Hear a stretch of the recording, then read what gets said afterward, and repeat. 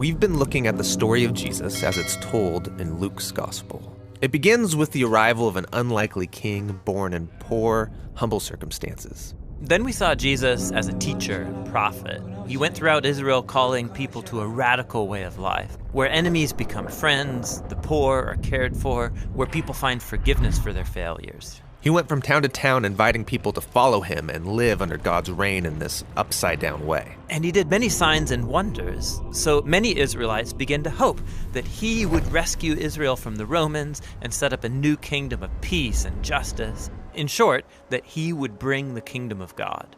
Now, the religious leaders of the day were also hoping for God's kingdom, but to them, the message of Jesus was a threat. Yeah, they had expected to gain power and prestige when this all went down. But Jesus said God's kingdom belongs to the poor, to the outsider, and that real power is serving others in love. This conflict intensified when Jesus, while in Jerusalem, disrupted the temple sacrifices and called Israel's leaders a gang of rebels. So they arrested Jesus, and they had him accused before the Roman authorities of being a rebel king. He was handed over for execution, even though he was innocent.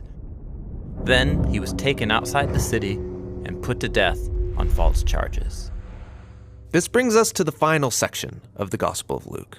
There was a religious leader named Joseph who opposed Jesus' execution and then requested to be given his body so he could bury Jesus in a nearby tomb. And then a couple of days later, some women who had followed Jesus came to visit that tomb, and they found it open and empty, and they encountered these mysterious figures telling them Jesus was alive from the dead. So they run away terrified. Nobody believes their report. I mean, he can't be alive. They all saw him die.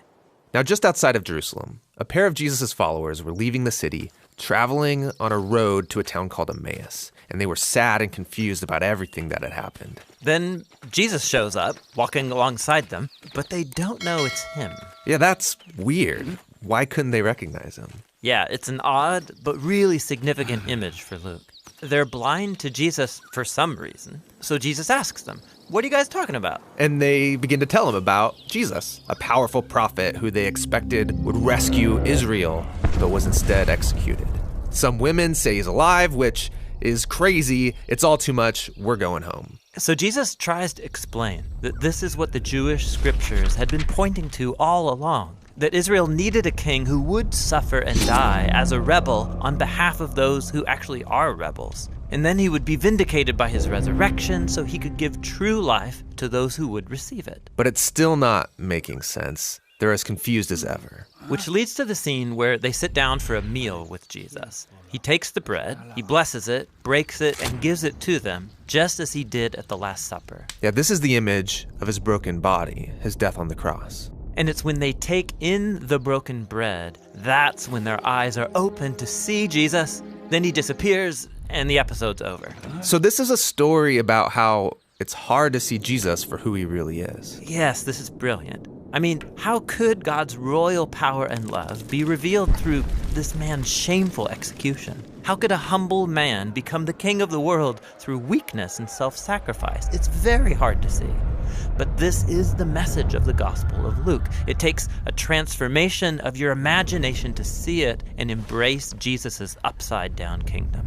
The Gospel of Luke ends with Jesus and all of his disciples together over another meal. And everyone's freaking out about his resurrected body. I mean, he's still a human, but way more. Yes, he's passed through death and come out the other side, a walking, talking piece of new creation.